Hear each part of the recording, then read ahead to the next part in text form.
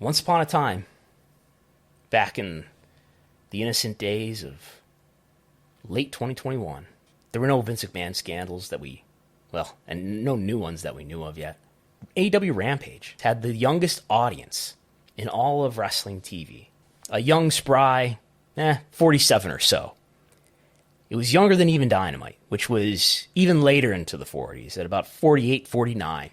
And over that time, Rampage has climbed, and it's now gotten older.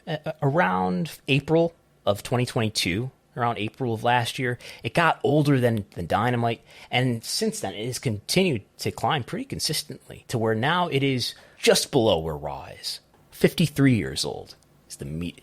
Imagine that. Half the people watching Raw, half the people watching Rampage, over the age of 53. That's what that means. Unimaginable, isn't it? But anyway, that's the number that we get. And I think what this chart tells me is the relevancy, certainly among younger viewers. I mean, literally, that's what it's telling me, I think. The relevancy of these programs to where the most relevant show on TV, on wrestling TV, when CM Punk debuted on it, was Rampage.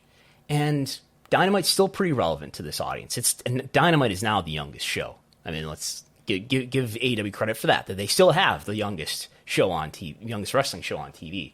But what we do see in Smackdown since October or so, does that line up with the timing of the honorary Oos period? It was before Survivor Series, so yeah.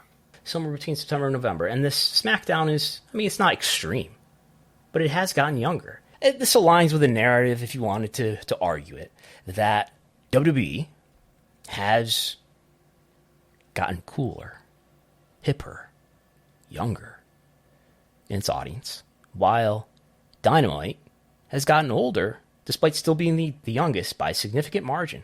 But Dynamite's also gotten older since mid-2022 as well. Rampage has gotten decisively older as its viewership has also diminished.